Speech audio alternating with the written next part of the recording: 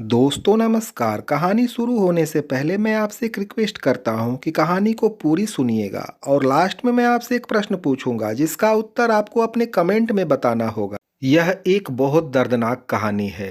एक किसान परिवार था जिसमें परिवार का मुखिया, उसकी पत्नी और दो बच्चे थे। घर का मुखिया एक लंबे अरसे से बीमार था। जो जमा पूंजी थी वो डॉक्टरों की फीस व दवाखानों में खत्म हो चुकी थी, लेकिन वह अभी भी चारपाई से लगा हुआ था। और एक दिन इसी हालत में अपने बच्चों को अनाथ करके इस दुनिया से चला गया।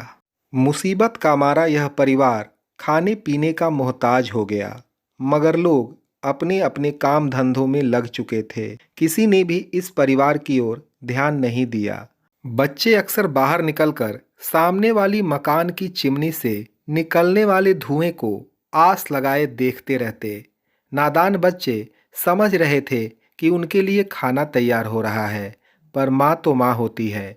उसने घर में रोटी के कुछ सूखे टुकड़े ढूंढ निकाले। इन टुकड़ों से बच्चों को जैसे तैसे फुसलाकर सुला दिया। अगले दिन फिर भूख सामने खड़ी थी। घर में था ही क्या जिसे बेचा जाता। फिर भी काफ़ी देर खोज के बाद चार चीज़ें निकल आईं जिन्हें बेचकर शायद दो समय के भोजन की व्यवस्था हो गई। बाद में वह पैसा भी खत्म हो गया। भूख से तड़पते बच्चों का चेहरा माँ से देखा नहीं गया। सातवें दिन माँ अपने बच्चों के लिए मोहल्ले के पास वाली दुकान पर जा खड़ी हुई। दुकानदार से महिला ने उधार कुछ राशन मांगा तो दुकानदार ने साफ इनकार कर दिया।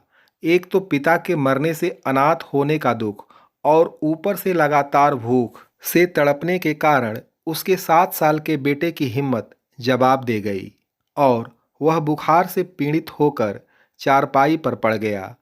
बेटे के लिए दवा कहाँ से लाती, खाने तक का तो ठिकाना था नहीं, तो तीनों घर के एक कोने में सिमटे पड़े थे। माँ बुखार से आग बने बेटे के सिर पर पानी की पट्टियाँ रख रही थी।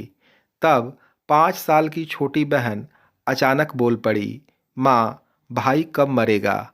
माँ के दिल पर मानो तीर चल गया।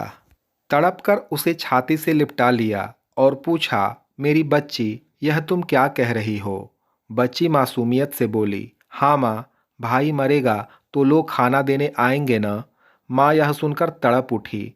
आप महसूस कीजिए एक माँ के दिल को।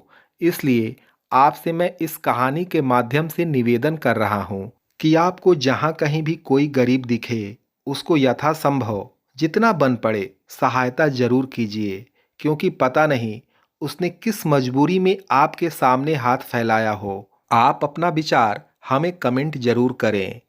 दोस्तों मैं आप लोगों से एक सवाल पूछता हूँ, क्या कभी आपने किसी भिखारी की मदद की है? और अगर मदद की है तो आपके दिल को कैसा लगा है, हमें ये कमेंट में आपको ज़रूर बताना है। और हमारे इस चैनल को सब्सक्राइब कर लीजिए।